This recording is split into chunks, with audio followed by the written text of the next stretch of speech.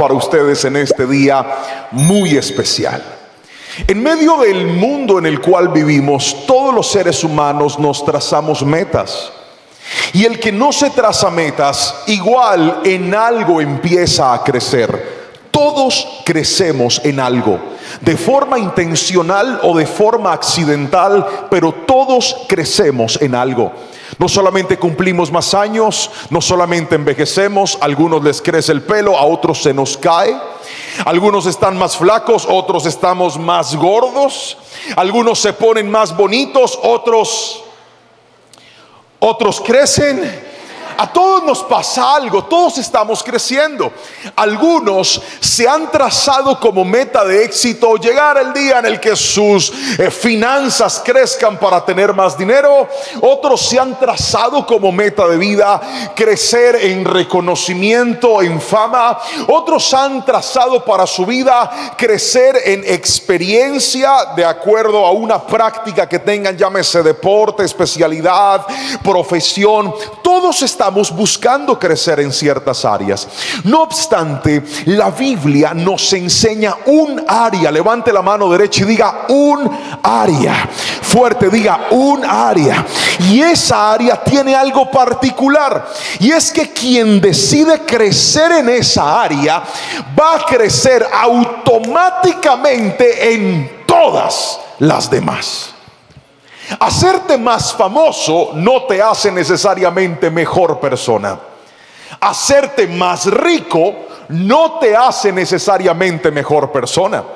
En los últimos años de mi vida me he topado con gente que tiene riquezas en abundancia, pero tienen su hogar hecho pedazos, sus hijos en las drogas, familias completamente desintegradas. Y entonces llego a una conclusión, y es que tener plata no es igual a tener vida. Pastor, pero es que se facilitan muchas cosas. Desde luego, el dinero no es malo, pero sí es malo cuando no hay una estabilidad emocional, espiritual y conductual.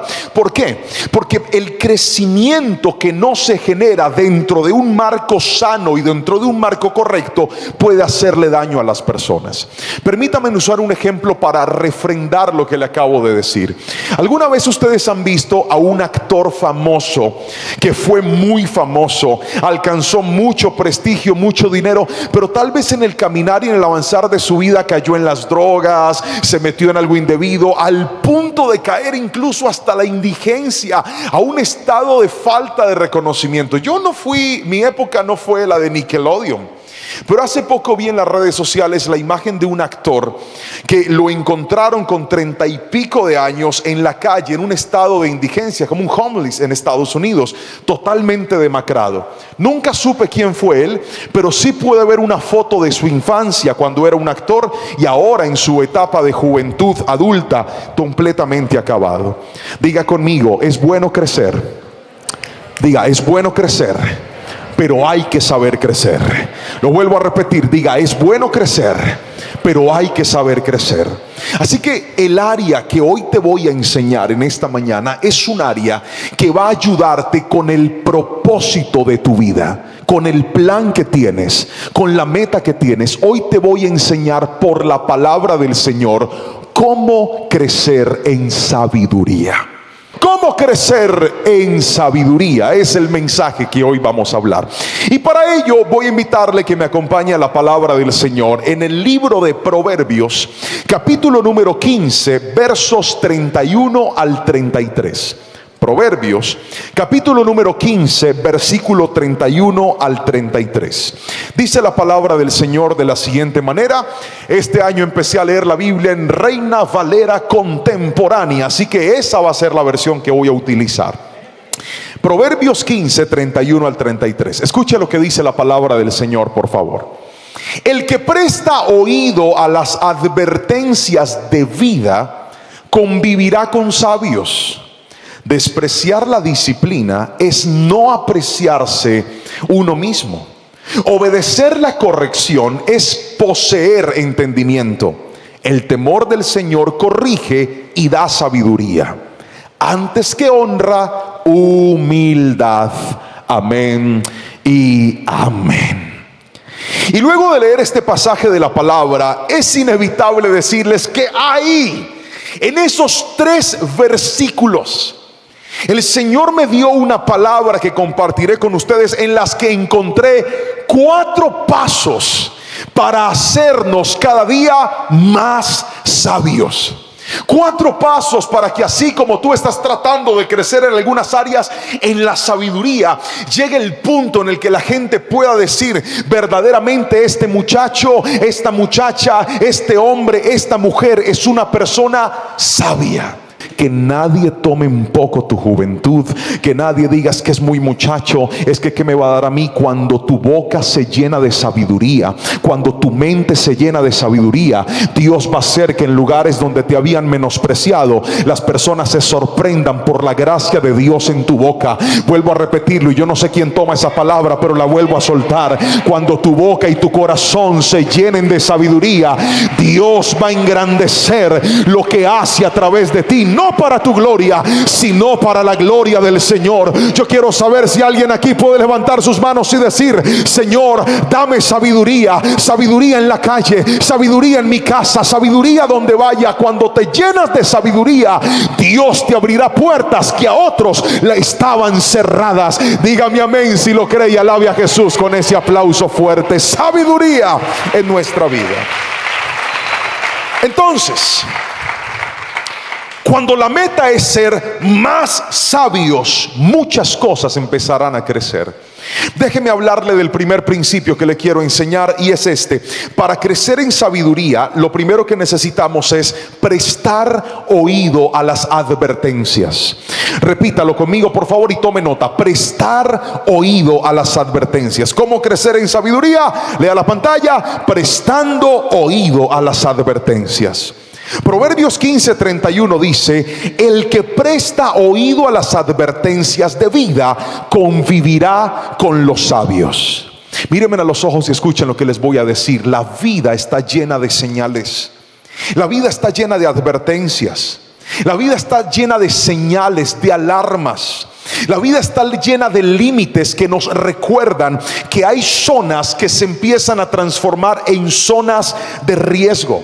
La primera vez que yo manejé en otro país, me sorprendió encontrarme con que las carreteras a los extremos tenían una serie de huecos en la vía, de modo que cuando una persona manejaba por largos tramos, allá como puedes colocar, específicamente hablo de Estados Unidos, velocidad crucero en el vehículo, el motor se amarra a una velocidad y va solo. Además de eso, el carro generalmente es automático, no tienes que tener ningún movimiento.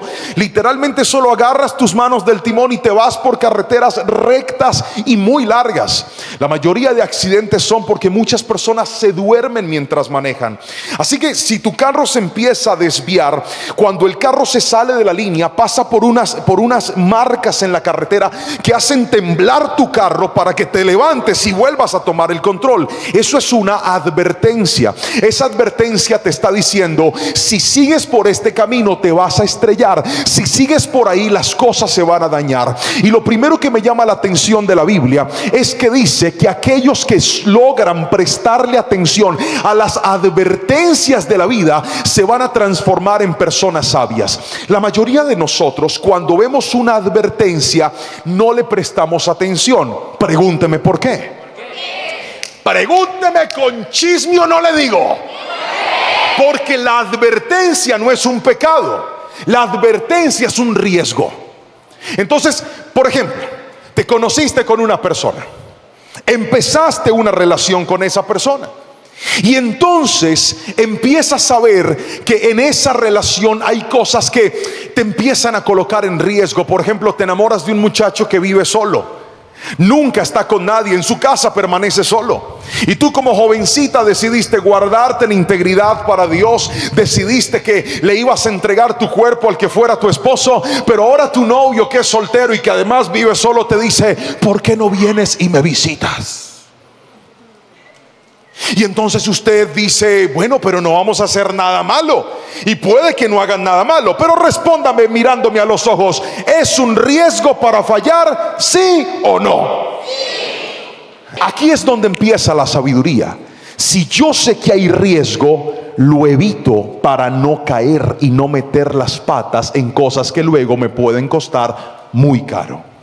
La gente sabia logra discernir dónde hay riesgos.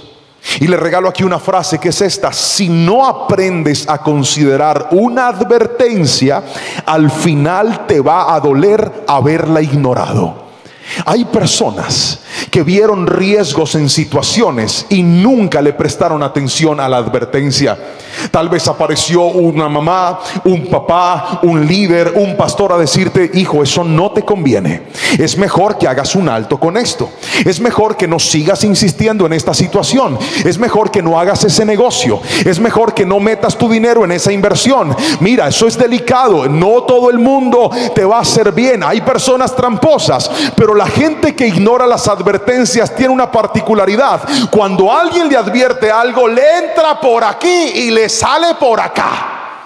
Porque el que ignora las advertencias siempre minimiza los riesgos. Dice frases como: eso no pasa nada, ¿qué va a pasar? Yo lo puedo manejar, otros lo han hecho. Y ustedes no se imaginan cuántas personas he tenido que atender en mi vida que se metieron en problemas terribles, no porque dijeron: ay, yo no sé a qué horas esto pasó. ¿Sabe a qué horas pasó? A la hora que decidieron ignorar las advertencias de la vida. ¿Quieren escuchar una historia de algo que me pasó a mí? Sí. Y así no diga sí, igual se la voy a contar porque es mi prédica. Yo tenía 18 años de edad. Estaba terminando mi primera carrera de estudio. Yo quería ser psicólogo, pero no pude estudiar psicología.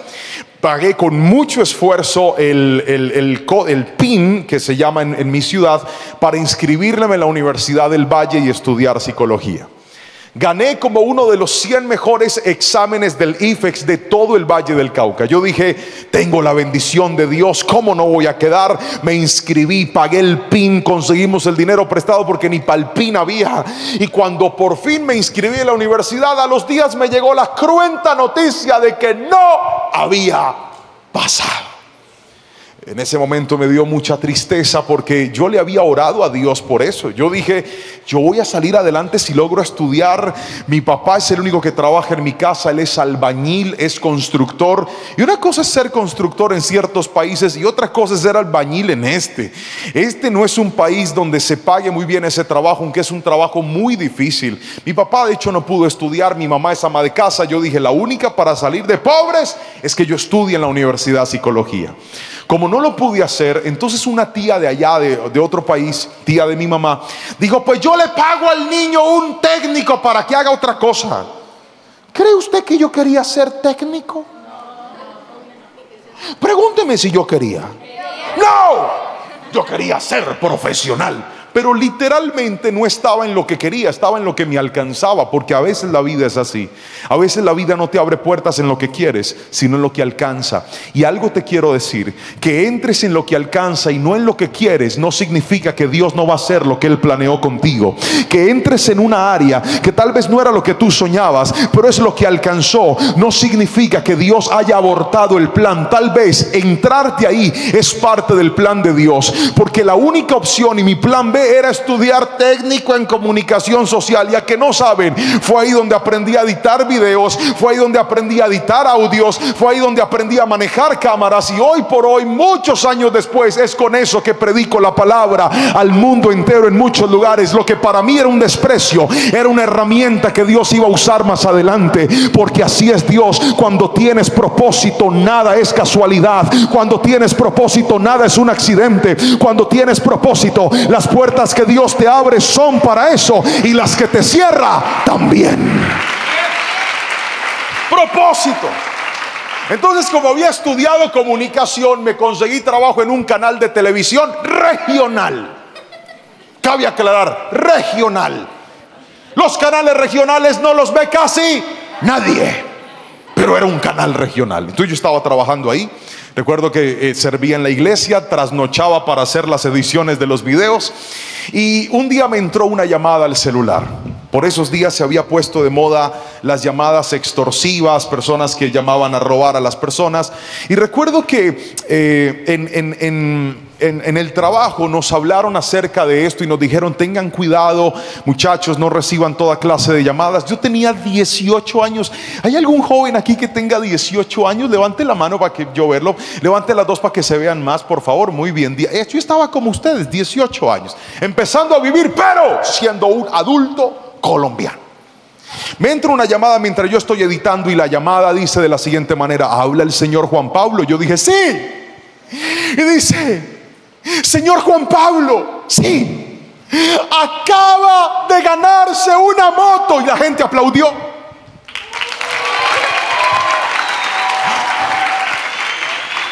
Señor Juan Pablo, estamos en vivo por la emisora, no sé qué. Y yo: ay, sí, gracias, gracias. Y me dice: solamente tiene que hacer una cosa, señor Juan Pablo. Y empieza a sonar una música al fondo.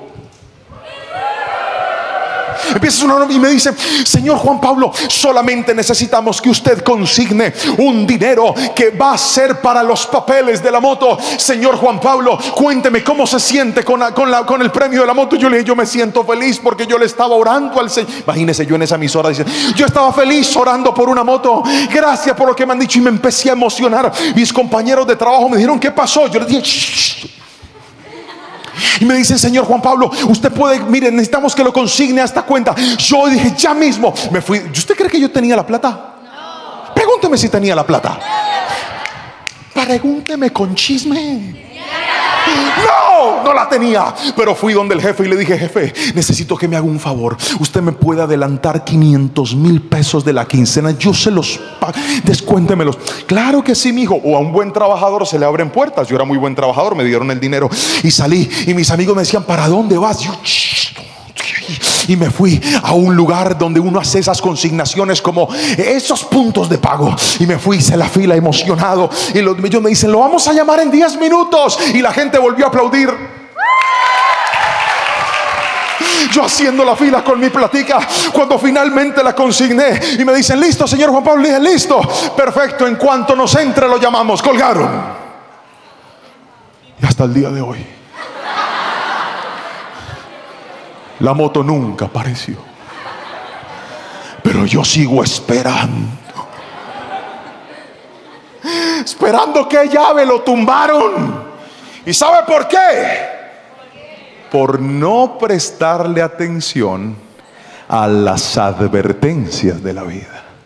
Pastor, ¿se necesita ser tonto para caer en eso? No, se necesita estar emocionado.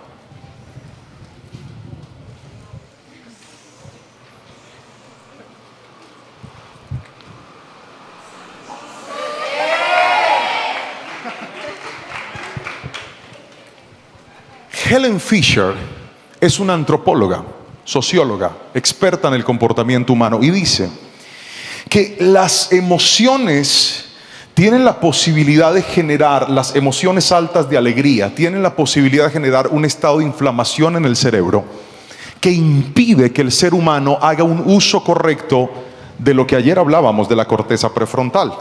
Estás tan emocionado que solo piensas en el placer, en la alegría y en el momento que estás viviendo. Entonces no logras medir los riesgos, no los mides. ¿Por qué? Porque la emoción te nubla. Estás a punto de caer en fornicación, estás a punto de desperdiciar tu dinero, estás a punto de echar a perder todo lo que has construido, pero la emoción te nubla y no te deja pensar, porque te dice: la vida es una sola, tienes que vivirla. Y hay gente aquí que no es que Dios no le habló, Dios sí le habló, pero como estaban tan emocionados, no prestaron atención a las advertencias de la vida. Dele un codazo al que tiene al lado y haga: le regalo esta frase que dice: cuando percibas un riesgo y no sepas qué hacer, pide consejo a personas sabias. Cuando notes que algo te está metiendo en riesgo, no te confíes, pide consejo. Míreme a los ojos y respóndame esta pregunta: ¿qué hubiera pasado si cuando me hacen la llamada de la moto, a mi compañero de trabajo que me dijo ¿qué pasó?, yo le digo: espérate, es que me gané una moto y tengo que consignar una plata? ¿Qué hubiera pasado? Él me hubiera dicho: no hagas eso. Pero yo, ¿por qué? No lo hagas. Porque el emocionado soy yo, él no está emocionado. Su cerebro funciona a cabalidad. Por eso las advertencias de la vida generalmente nosotros no las logramos percibir. Necesitamos otras personas que puedan hacernos ver lo que en nuestra emoción nosotros no estamos viendo. Lo que mata a muchas personas en sus más grandes errores es el silencio y la soledad al tomar decisiones. Yo creo que, a mí me parece que, yo pienso que, hoy vengo a decirte: aprende a tomar decisiones basándote en el consejo. Y si alguien te hace ver un riesgo que no es bueno, no te metas.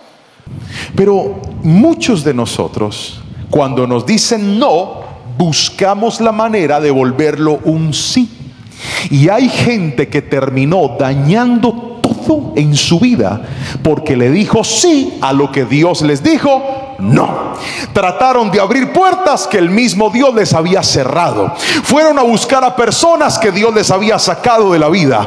No es que Dios no lo quiera ver bien a usted, sino que hay gente tan terca que no se está dando cuenta que por no prestarle atenciones a los riesgos y a las advertencias de la vida, están echando a perder lo que el Señor les ha dado. Yo no sé a quién le estoy hablando en esta mañana, pero vine a decirte: si Dios te muestra, no tengas miedo de cerrar un capítulo que Dios te está diciendo que no te conviene. No tengas miedo de sacar de tu vida personas que Dios te está mostrando que no te conviene. No te dé miedo renunciar a lugares que Dios te está mostrando que no te conviene. Cuando Dios te saca de lo que tú querías para llevarte a lo que Él quería, lo que tú querías se llaman tus planes, y lo que Dios quiere se llama su propósito. Tus planes van a llegar a un lugar, pero el propósito es eterno. Alguien grite mi amén si me está entendiendo hoy aquí. Aprende a escuchar a Dios. Si va a aplaudir al Rey, dele con ganas, por favor. Sabiduría. Sabiduría. Vamos con el segundo principio: obedeciendo la corrección. Tome nota, por favor: obedeciendo la corrección. ¿Cómo crecer en sabiduría? Lo primero que le enseñé es prestando oído a las advertencias. El segundo punto que voy a tratar es obedeciendo la corrección. Permítame remontarme a la base de este mensaje, que es la palabra del Señor. Y dice Proverbios 15:32 de la siguiente manera. Póngamelo ahí: despreciar la disciplina es no apreciarse uno mismo. Obedecer la corrección es poseer entendimiento. Ahí está, léalo conmigo: despreciar la disciplina es no apreciarse uno mismo. Obedecer la corrección es poseer entendimiento. La corrección, mírenme a los ojos, es un validador de obediencia, pero también es un validador de carácter. Levante la mano todo el que lo han mandado a hacer algo chévere, bonito y cómodo. ¿Me puedes ayudar con esto? Y tiene esas cualidades: es chévere lo que me mandaron a hacer, es cómodo lo que le mandaron a hacer y es bueno. Levante la mano los que los han mandado, que por ejemplo le dicen: hijo, le traje una hamburguesa, vaya cómasela por favor, esa que a usted le gusta, doble carne, con tocineta, con papitas. Hay uno hablando de comida hasta ahora, Jehová me reprenda. Se la traje con Coca-Colita como a usted le gusta, mi amor, en un vaso con hielo, el vaso suda. Y le traje postre de ese que a usted le gusta, ese, ¿cómo se llama esa cosa? Café, brownie con helado y salsa de aleluya. Que en el cielo haya brownie, Padre, por favor. ¿Usted cómo va y se come eso? Se lo come contento. ¿Dónde están los hermanos mexicanos? Levánteme la mano, los hermanos mexicanos. Eso. Te traje tacos al pastor con harto chile y horchata. Yo también conozco. Y bastante limón y cebolla picada para que con ese aliento mate cuanto demonio usted le hable. usted va y se lo come contento. ¿Por qué? Porque le están mandando a hacer algo que a usted le gusta. ¿Cómo va usted a saber que alguien es obediente? ¿Cuando hace lo que le gusta o cuando hace lo que debe hacer aunque no le guste? Correcto. Por eso la corrección es un validador de obediencia. Muéstrame cómo reacciona una persona cuando lo corriges y te mostraré qué tan obediente es. Vuelvo a repetirlo, muéstrame cómo reacciona una persona cuando tú lo corriges y te mostraré qué tan obediente es. Todos pueden decir de dientes para afuera que son obedientes, pero la verdadera obediencia se prueba cuando te mandan a hacer algo que tal vez tú no estás de acuerdo, no te parece, no te gusta, no es lo que tú quieres. Ahora, lo interesante de esto, y quiero que me prestes atención, es que la Biblia conecta la corrección con la sabiduría. Es más, dice literalmente la palabra esto: corrige al sabio y aumentará su saber. Repitan ese verso conmigo a la cuenta de 3. 1, 2, 3. Corrige al sabio. Fuerte conmigo. Corrige al sabio y... ¿Cómo que corregir al sabio? ¿No se supone que el sabio es el que se las sabe todas? No. El sabio es aquel que siempre está aprendiendo. El sabio es aquel que dice: si esto no me conviene, lo voy a cambiar. El sabio pide consejo. El hombre más sabio registrado en el Antiguo Testamento, en la Biblia, se llamaba Salomón. Y el primer libro de Reyes, en el capítulo 11 y 12, cuando habla de la degradación de él y luego la posición del reino a través de su hijo Roboam, dice que cuando Roboam llegó al reino, los consejeros de su papá le dieron consejo a él. ¿Qué? El hombre más sabio tenía consejeros. O sea que ser sabio no es alguien que levita, gravita y a nadie le pide. No, el sabio sabe aprovechar el conocimiento, la perspectiva, la óptica de las demás personas, pero también la corrección. Necesitamos ser corregidos. A veces estamos metidos en cosas que se nos mete la cabeza y por ahí es, y eso es lo que quiero. Y la corrección es la que nos permite abrir los ojos y mirar algo diferente a lo que nosotros pensábamos. El problema es que la corrección no siempre es cómoda. No obstante, vuelvo a repetírselo, la corrección valida tu obediencia y mejora tu carácter. ¿Alguien está escribiendo? Escriba, por favor. La corrección valida tu obediencia y mejora tu carácter. Yo sé que no todo el mundo sabe corregir. Sé que algunas personas corrigen con sabiduría y sé que otros no lo hacen con sabiduría. Pero nunca pierda la corrección como una oportunidad para validar tu carácter. En estos días estaba yo haciendo algo en la iglesia. Estábamos sirviendo en algo. Y dentro de todas las personas que estaban ahí, présteme atención, dentro de todas las personas que estaban ahí, había un señor que era mayor que yo, no solamente en edad, sino también en autoridad. Y de repente yo estaba cargando unas sillas para ponerlas en un lugar, y este hombre que tiene más edad y más autoridad, también estaba cargando unas sillas.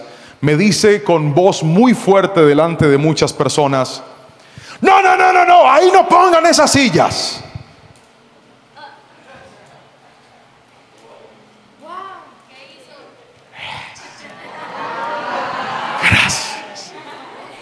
No te lo reveló ni carne ni sangre mía.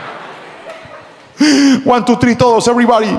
¿Qué hizo? Con ese peso de esas sillas y el peso de las palabras, le dije: bueno, Señor. Y me llevé las sillas. Y mientras caminaba dije: yo tengo carácter, yo tengo carácter, yo tengo carácter, yo tengo carácter. Y uno de mis discípulos que estaba ahí me dice: pastor, ¿cómo le habló de feo? Y le dije: él es una autoridad, y la autoridad se respeta.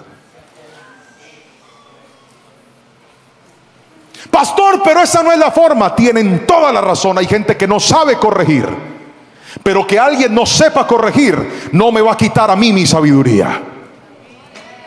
Mi silencio hizo que el que quedara mal fuera él, no yo.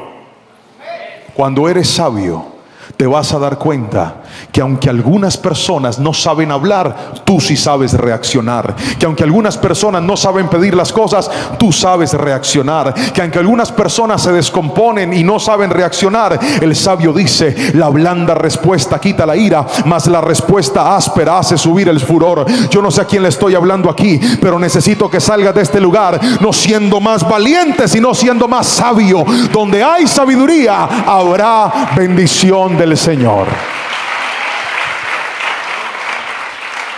Pastor, ¿y qué pasó después? Antes de irme de la iglesia, el mismo hombre que me habló así, me abrió la puerta para yo salir por el parqueadero y me dijo: mi hijo, le dije: Señor, discúlpeme por haberle hablado así, es que estaba estresado con estas sillas y estas cosas. Y yo le dije: tranquilo, usted de mí siempre tendrá respeto por su autoridad y por lo que es. Gracias por eso. ¿Cómo cree que me sentí? Tranquilo.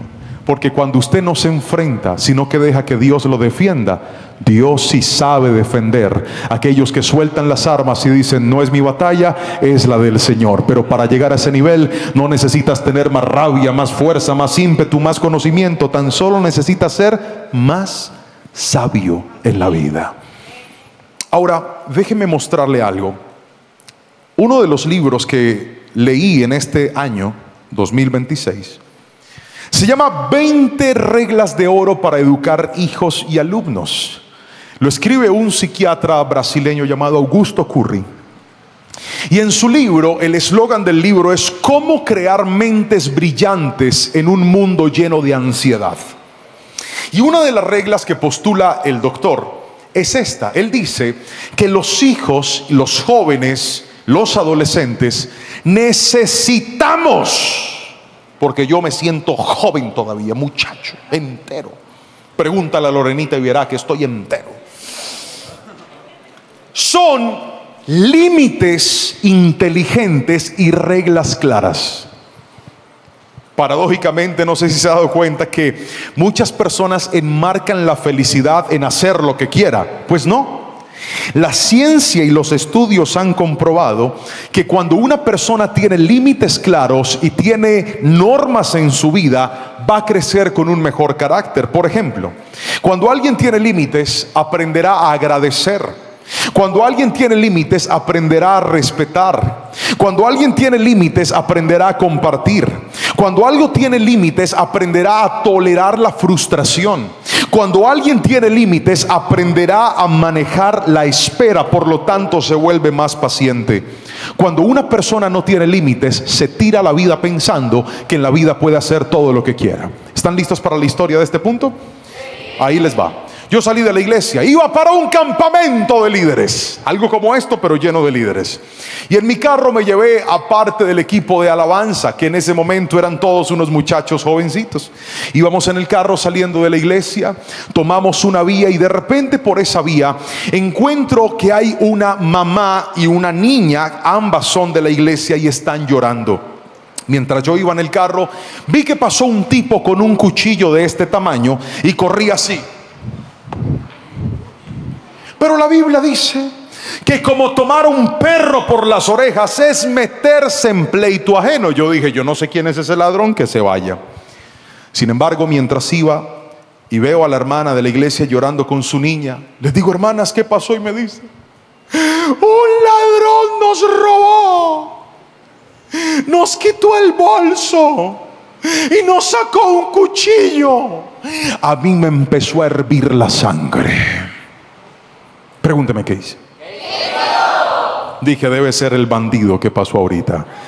Agarré ese carro y dije: voy por él. Y el carro hizo así. En ese momento tenía pelo, pero si hubiera sido ahora, usted se hubiera confundido con Dominic Toretto. Y yo me voy detrás de ese ladrón. Y los muchachos, todos los pelados que estaban ahí en el carro decían: uy, pastor, aleluya, que el Señor nos permita chocarlo. Yo, amén. Y yo iba detrás de eso. Íbamos ahí persiguiendo al ladrón y nos metimos por un poco de vías. Cuando de repente lo encuentro de frente, él venía así, estaba agitado de correr. Y cuando yo lo veo, aceleré y le tiré el carro.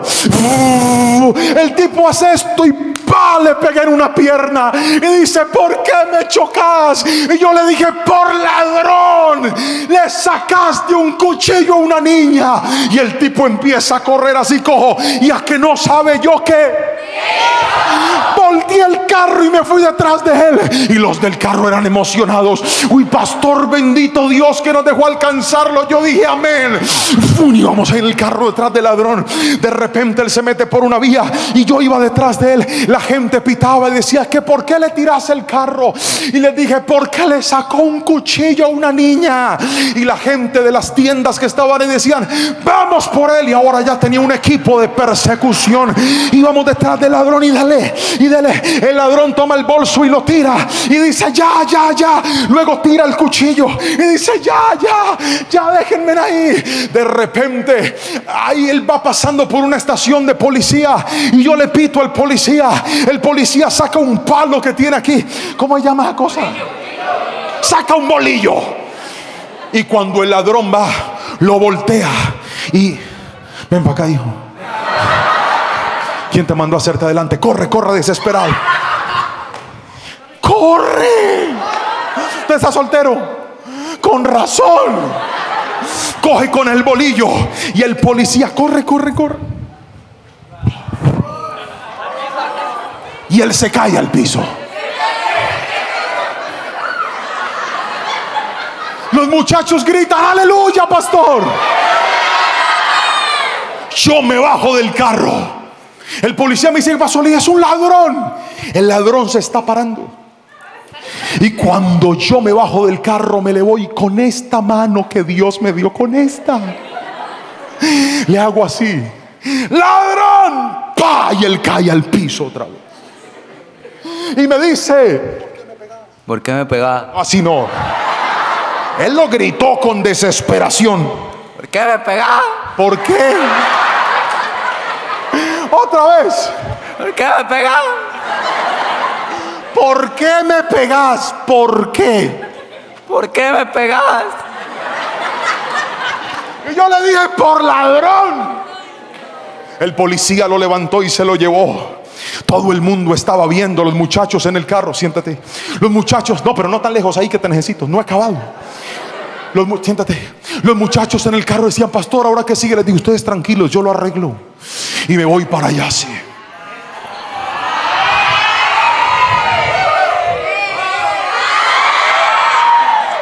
Y me voy para allá. Y entonces le digo: ¿por qué le sacaste un cuchillo a las niñas?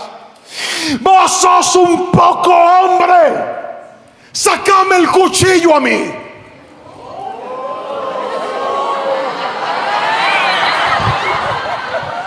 ¿No ve que ya tenía la policía cerca? Ya podía amenazarlo. Y le digo: ¿sabes por qué estás así? Vos estás así porque no le temes a Dios. Porque te faltó un papá que te colocara límites. Porque te faltó una mamá que te enseñara en la vida. Porque te faltó una autoridad que te enseñara. Y como no te enseñaron a trabajar, entonces crees que la vida se gana quitándole la vida a otros. Vos sos un poco hombre. Y empieza y me dice: yo nunca tuve papá.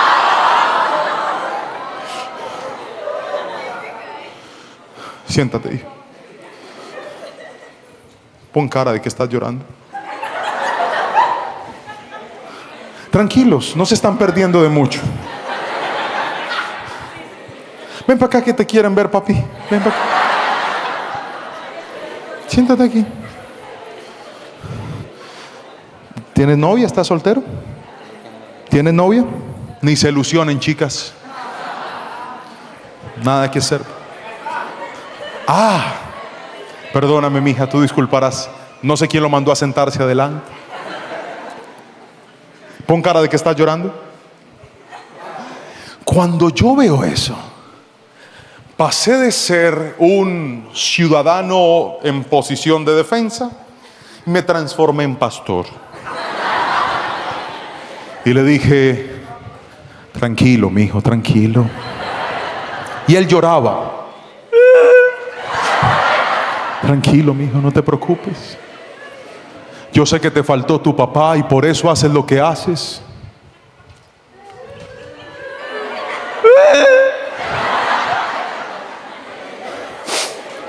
Pero Dios es tu Padre, mi hijo, y Él te quiere ayudar. Él te puede dar esperanza, Él puede cambiarte esa vida. Y él seguía llorando. Llora. Él seguía llorando. Y yo después le dije, ¿quieres hacer una oración? Sí. Oramos juntos. Yo le hice hacer la oración de fe. Y al final, cuando todo se acabó, me despedí de él. Y el policía me dijo, usted tan bonito que habla. ¿Usted a qué se dedica? Yo le dije, yo soy pastor, pero no le diga a nadie. Después de esa pela que le había dado a ese pela. Pero ¿sabe qué me recuerda la historia de ese muchacho? Que él en el peor momento de su vida comprendió que una de las cosas que lo tenía destrozado era que nunca tuvo un papá que le pusiera límites. ¿Y sabe qué es lo que más me pesa en el corazón? Que hay muchachos aquí sentados, hay hijos que desprecian las correcciones de sus padres. Hay hijos que les da rabia cuando su papá o su mamá le dicen, eso no te conviene. Hay hijos que les molesta cuando sus padres, con amor, los seres humanos que más te quieren ver bien, que más te quieren ayudar en la vida, se te atraviesan y te dicen, hijo, esto no te conviene. Hija, párale con eso. Hijo, es mejor que dejes eso de un lado. Pero muchos de nosotros tenemos el corazón tan duro que no nos estamos dando cuenta que la corrección que estamos despreciando es un regalo divino para poner los límites y ayudarnos a ser mejores personas. Yo no sé si aquí hay al menos un joven, una jovencita que pueda decir, voy a respetar, voy a amar y voy a agradecer la corrección de mis padres. No espere que sea tarde, no espere que llegue el momento en el que cuando usted tome su celular para llamar a su mamá nunca le conteste porque ya murió y ya no está a su lado. No espere que llegue el momento de que le falte su papá para decir, ¿por qué nunca respeté a este hombre que sí, no tenía el mismo conocimiento mío, no tenía el mismo nivel en el que ahora estoy, pero es mi autoridad, es mi papá, es mi mamá? La Biblia dice, honra a tu padre y a tu madre para que te vaya bien y tus días sean largos en esta tierra que el Señor tu Dios te da. Valora la corrección. Yo sé que no es fácil, a veces nos da rabia, pero recuerda, la corrección no solamente mide tu obediencia, también mide tu carácter. Y si no te hace muy bien, por lo menos di, esto me va a ayudar a tener carácter. Guardaré silencio y acataré la instrucción que mis autoridades me están dando. Las advertencias vienen de la vida, la corrección viene de las autoridades. Lo vuelvo a repetir. Las advertencias te las da la vida, la corrección te las dan tus autoridades. Gracias, hijo, puedes sentarte en paz. Gracias por no peluquearte tan bajito. Vuelvo a repetirlo, las advertencias te las da la vida, la corrección te la dan tus autoridades. Muéstrame cómo reaccionas cuando te corrige tu autoridad. Muéstrame cómo reaccionas cuando te corrigen tus profesores, cuando te corrigen tus directores, cuando te corrigen las personas que Dios ha puesto sobre ti, cuando te corrigen tus líderes, cuando te corrigen tus pastores. Muéstrame cómo reaccionas. Y te voy a decir a dónde Dios te va a poner y a dónde Dios te va a llevar. La gente sabia ama la corrección. Cuando algo no te guste y te moleste, hazte tu propia terapia y ve y dile a la persona que te corrigió, gracias, porque aunque esto me cuesta aceptarlo, yo sé que me estás corrigiendo para mi bienestar, para que yo crezca y para que me ayude. Así que gracias. Y te vas a dar cuenta que el que se entrena en corrección terminará siendo sabio. Mire lo que dice la palabra. Vuélvame a colocar el versículo. Despreciar la disciplina es no apreciarse a uno mismo. Obedecer la corrección es poseer entendimiento. Ahora, mire este verso que le traje. Proverbios 15:15 dice: el necio desprecia la corrección de su padre. El que la acata alcanza la prudencia. Necesito que todo el mundo lea ese verso fuerte a la cuenta de 3. 1, 2, 3. El necio desprecia la corrección de su padre, el que la acata alcanza la prudencia. ¿Despreciar o acatar? Yo no veo 3, veo 2. Diga conmigo, acatar. Pero bien arriba, diga acatar. Ahora levante la izquierda, diga despreciar. Dos opciones. Cada vez que lo corrijan, usted tiene dos caminos: acata o desprecia. Lo que dice la Biblia es que el que acata se vuelve prudente. El que desprecia pierde la sabiduría. Permítame continuar, vamos con el tercer, le debo regalar una frase en este momento. Y dice así: hay correcciones que incomodan nuestros planes, pero acomodan nuestro propósito. Otra vez, hay correcciones que incomodan nuestros planes, pero acomodan nuestro propósito. La corrección no siempre te hace sentir bien. La corrección a veces duele, pero la corrección que duele al principio la agradecerás después cuando te sanes y te des cuenta que el día que Dios se te atravesó para cambiarte tus planes, aunque te dolió renunciar a los tuyos, en ese mismo momento Dios activó los planes de Él y dijo: ahora que renunciaste a tus planes, siguen mis planes, y solo será cuestión de tiempo antes que la alegría que vas a tener al caminar en el plan de Dios te haga borrar las lágrimas de dolor por haber abortado tus planes. Mírame a los ojos y escúchame lo que te voy a decir. Los planes de Dios para ti son mejores que los que tú mismo te trazaste. No tengas temor a obedecerlo, y bendita sea la corrección que nos saca de nuestros planes y nos lleva a su propósito. Alguien gríteme amén, por favor. Si va a aplaudir al Rey, hágale con fuerza, que la gloria es de Él que nos habla en este momento. Tercer punto: ¿cómo crecer en sabiduría? Vamos a recapitular qué fue lo primero que le enseñé. Para crecer en sabiduría necesitamos, repítalo conmigo.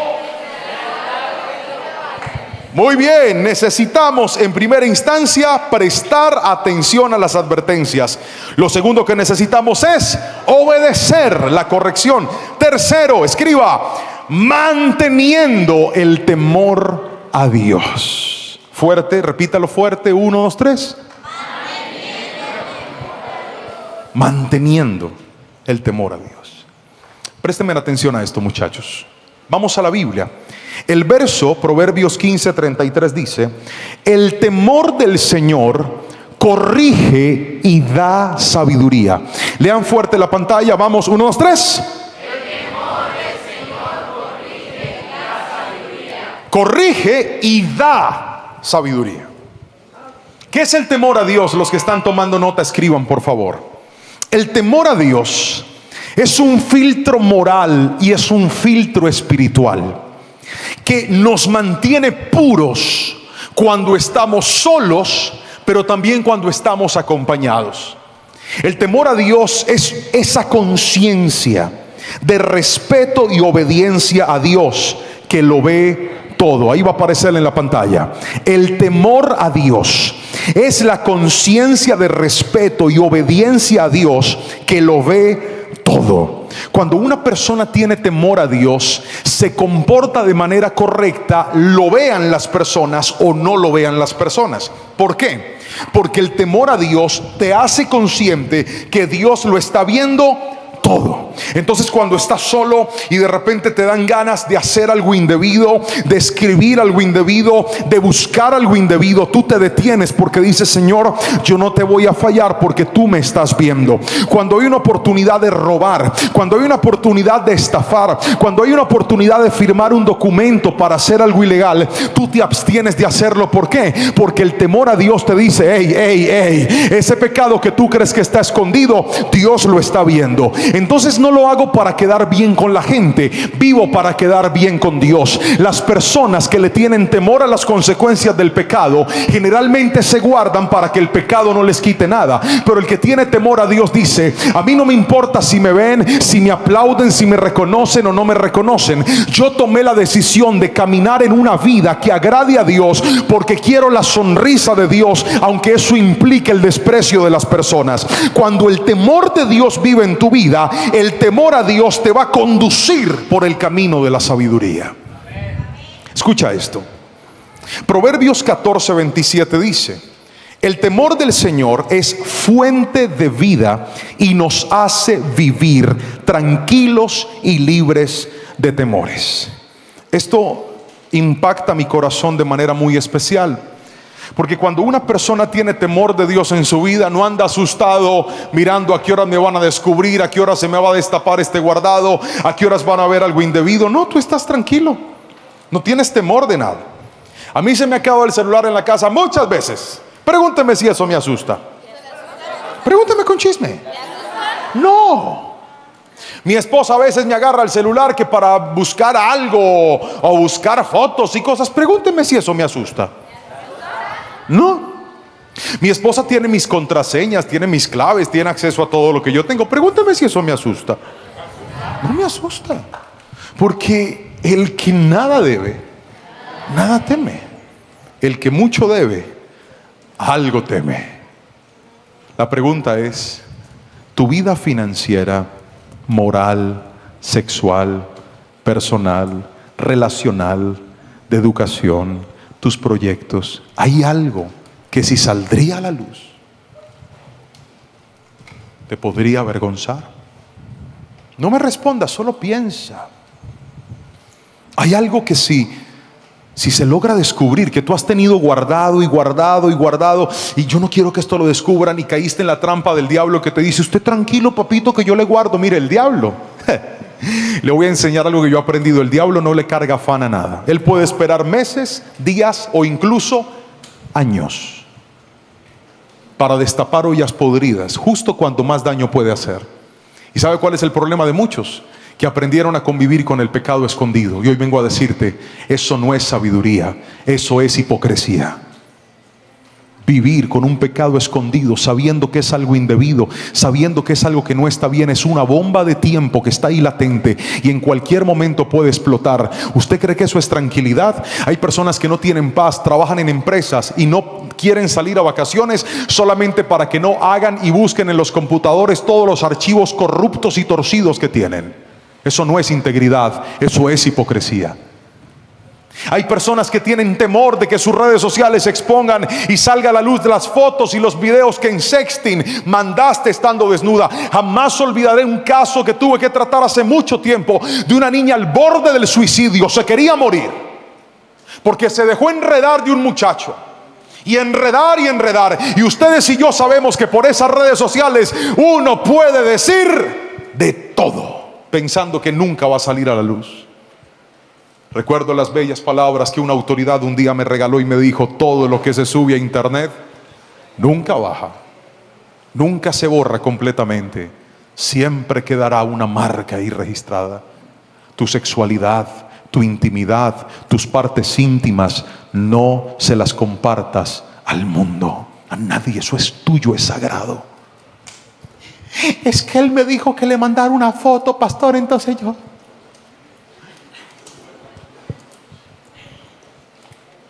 Quien de verdad te ama, te respeta.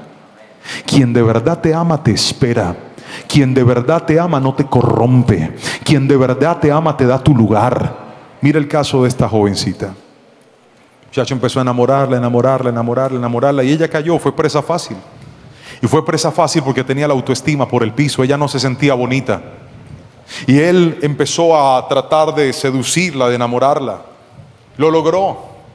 Y después, cuando le empezó a pedir videos y fotos de sexting, practicando ejercicios de masturbación ella misma y mandándoselos, él le pedía más y ella más le entregaba. Y cuando tenía buen material, aquel muchacho lo publicó todo en una página del colegio. Él no quería el amor de ella, era un reto para enamorar a la más fea del salón y poder avergonzarla delante de todo el mundo. Ahora la niña se quería suicidar. ¿Por qué? Porque ella entregó todo por amor y el otro le prometió todo por burlarse de ella. Es que un verdadero hombre no te va a avergonzar, un verdadero hombre te va a respetar. Gracias por ese amén de las mujeres que están aquí. Y ustedes, muchachos, ojo con lo que piden, ojo con lo que piden.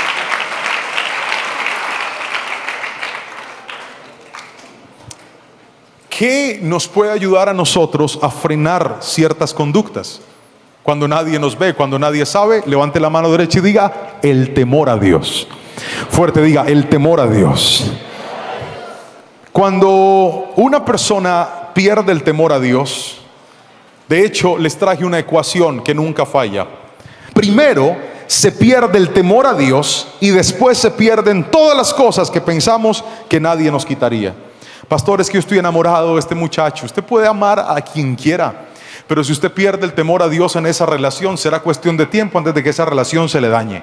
Pastor, ya sé, para no fornicar nos vamos a casar. Usted no se imagina cómo yo he visto rompimiento de matrimonios que se casaron, dizque para no fornicar. Uno no se casa para no fornicar, uno se casa para compartir la vida, uno se casa para hacer un proyecto de vida con alguien. Y si lo único que te está motivando a ti es el sexo, por el sexo te divorcias. Gracias por ese amén flojo. Temor a Dios. Mantén el temor a Dios y el Señor va a proteger lo que tienes. Mantén el temor a Dios en ese noviazgo, y si es voluntad de Dios vas a tener un bello matrimonio. Mantén el temor de Dios en ese emprendimiento que tienes, y si es voluntad de Dios, Dios te va a dar una gran empresa. Mantén el temor a Dios en tu ministerio, y si es voluntad de Dios, Dios te va a dar un gran ministerio. Mantén el temor de Dios en tu carrera como deportista, y si es la voluntad de Dios, Dios te va a poner bien arriba como deportista. Mantén el temor a Dios como profesional, y si es la voluntad de Dios, Él te va a poner en alto en la carrera y el proyecto que tienes. Aquí la clave no es tener más cosas, es tener más temor a Dios. Yo estoy convencido que este mensaje no es popular, pero no vine a venderte lo que tú querías, vine a decirte lo que la palabra del Señor enseña. Proverbios 14:27 dice: el temor del Señor es fuente de vida y nos hace vivir tranquilos y libres de temores. Pero déjeme leerle un versículo más y con esto me voy al último punto de esta palabra, porque he llegado al final de la predicación. Léalo conmigo fuerte, ¿están listos? Vamos, 1, 2 y 3. El temor del Señor recompensa a los que le temen con riquezas, honra y vida, si son humildes. ¡Úpale! Esto es lo que el mundo te ofrece: riquezas, fama, vida. Pero qué interesante que Dios también lo ofrece. ¿Y sabes cómo lo ofrece? Se lo ofrece a todos aquellos que tienen temor a Él. Lea conmigo la Biblia fuerte, por favor. Va a levantar la mano derecha y después de leer este versículo, alguien va a gritar algo con la palabra, porque yo le quiero decir, aquí podemos llenar este escenario de predicadores, pero ninguno se compara al poder de la palabra del Señor. Cielo y tierra pasará, pero su palabra nunca pasará. ¿Están listos? Mano arriba, conmigo fuerte. 1, 2 y 3. El Señor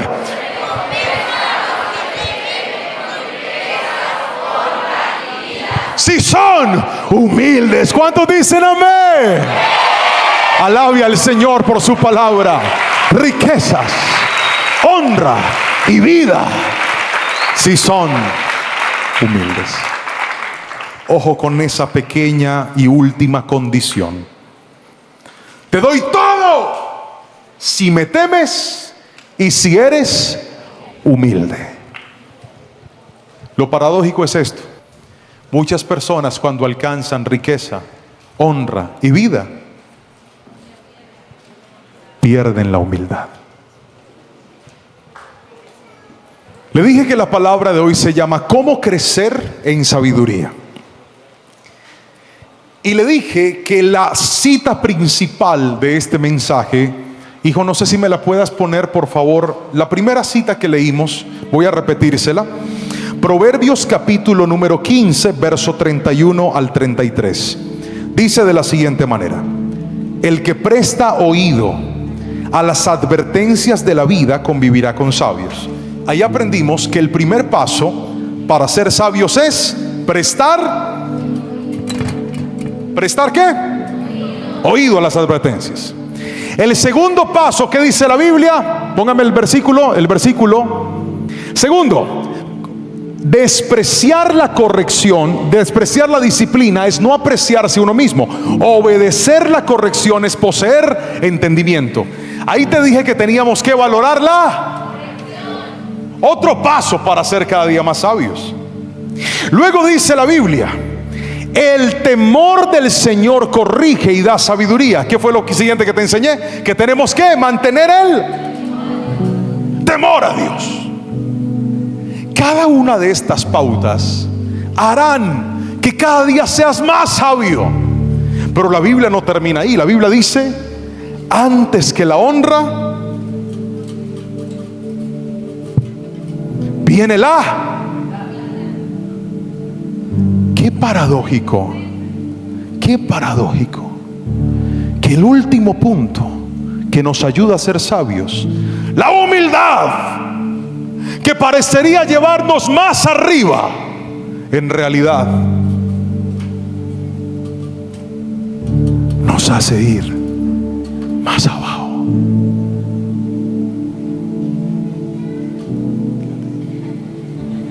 Estatua.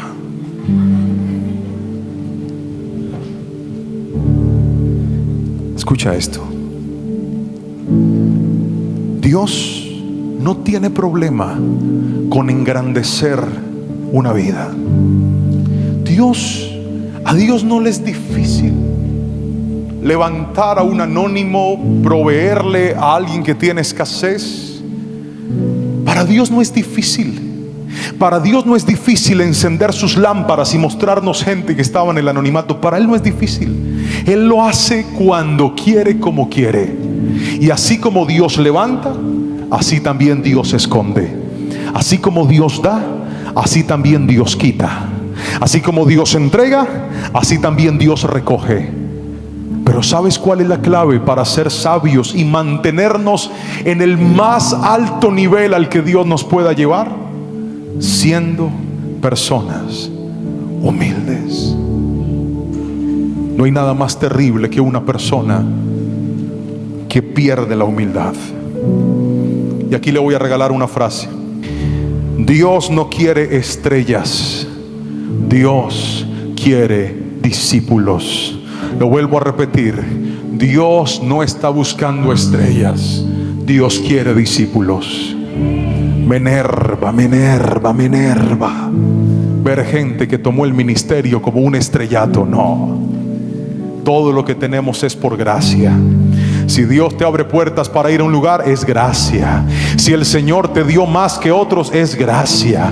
Si tienes un talento maravilloso para cantar, es su gracia. Si tienes un talento impresionante para predicar, es gracia. Si tienes recursos, es gracia. Si tienes un reconocimiento, es gracia. Es gracia. Gracia. No son tus méritos. No. Cuando una persona se le mete el delirio de la estrella, es que yo soy. No, tú no eres nadie. Tú eres un hijo de Dios, redimido y lavado por su sangre preciosa, en el cual Él tuvo bondad y misericordia. Y si te dio un poquito, no es para que te sientas más. Si te dio un poquito más, es para que compartas más, ayudes más, bendigas más. Y como un día me enseñó el pastor, para que aceleres el regreso de Cristo a esta tierra. Dios no te da para que humilles a otro. Dios te da para que levantes al caído y seas las manos de Dios en esta tierra, no para que presumas.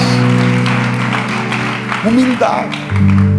Lo que pasa es que la humildad no se puede impostar. La humildad no se puede falsificar. La humildad es tan poderosa como real y genuina. Cuando una persona que no es humilde trata de ser humilde, se le nota. Eso es algo que brota del alma. Tú lo logras percibir, lo logras reconocer y además lo logras confirmar.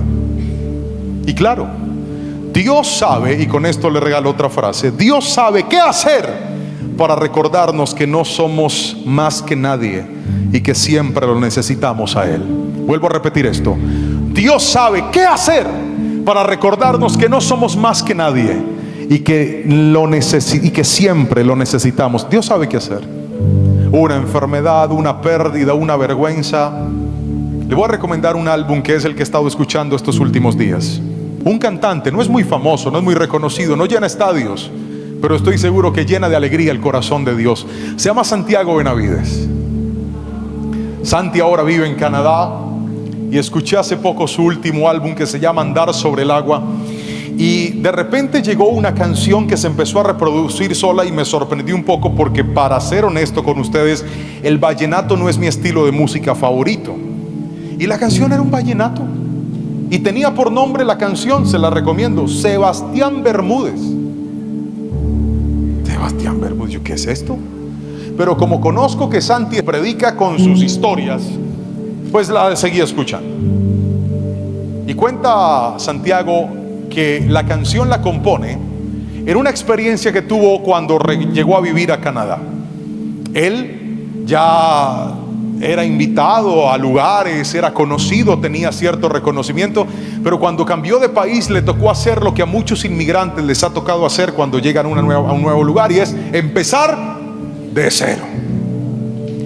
Ahora estaba en un país nuevo, tenía que ir a tocar puertas, llegó a iglesias donde no tenían ni idea quién era él.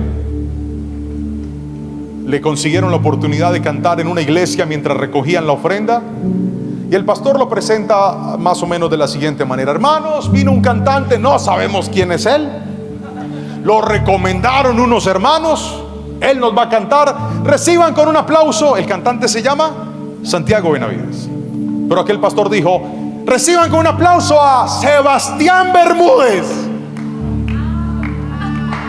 La gente aplaudió.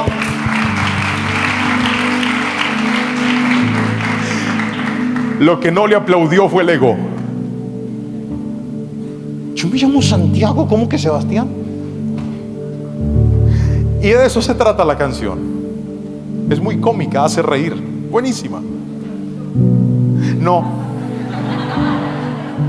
Pero entre todas las cosas que la canción menciona es que Sebastián Bermúdez, Santiago lo necesitaba, porque cada vez que lo escucha, su ego se lo pisan y le recuerda que nuestra grandeza no está en nuestro nombre, en nuestro reconocimiento.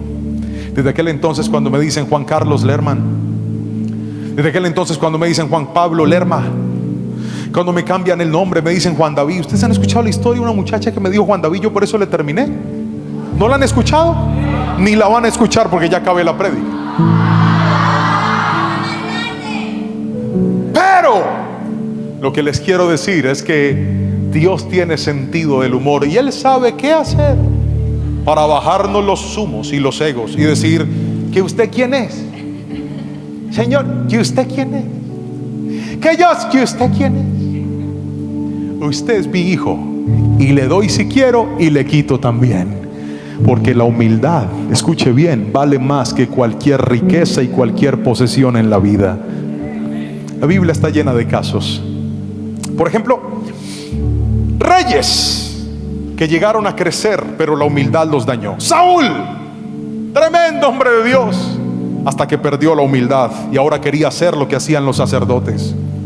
David, un hombre conforme al corazón de Dios, humilde, sencillo, el dulce cantor de Israel, hasta que un día se le ocurrió que podía acostarse con una mujer casada y mandar a matar a su esposo para resolver el problema. Y no contento con eso, un día dijo: yo quiero saber cuántos son mis ejércitos. Y aunque le advirtieron que no los contara, por aquí le entró, por aquí le salió, censó al pueblo y se metió en problemas. Porque parece que en algún momento del camino a todos, míreme, a todos nos podría fallar la humildad. Salomón, el hombre más sabio, pero también un hombre lleno de excesos. Él mismo dice en Eclesiastés que no le negó nada a sus ojos y a sus placeres.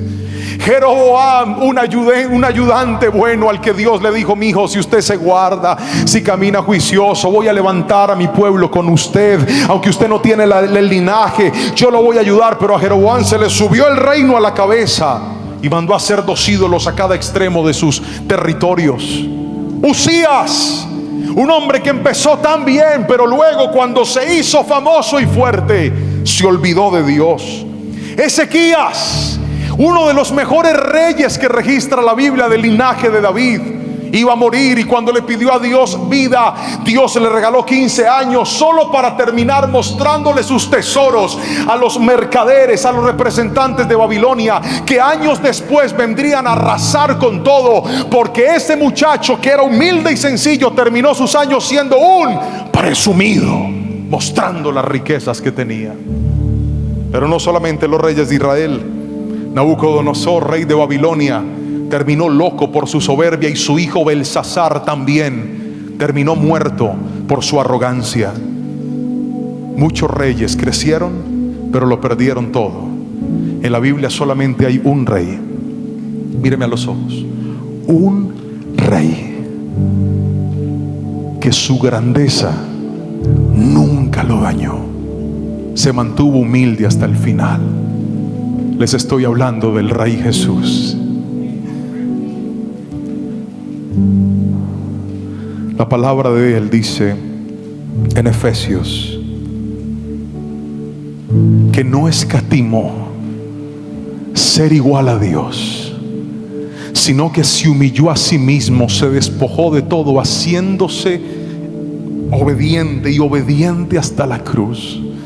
Y Dios lo exaltó hasta lo sumo y le dio un nombre que es sobre todo nombre, para que en el nombre de Jesús se doble toda rodilla de los que están en los cielos, en la tierra, debajo de la tierra, y toda lengua confiese que Jesucristo es el Señor, para gloria de Dios Padre. Muchachos, toda esta predicación desemboca en lo mismo que desembocó la de ayer. ¿Quieres ser sabio? Tendrás que parecerte al único que, pudiendo estar arriba,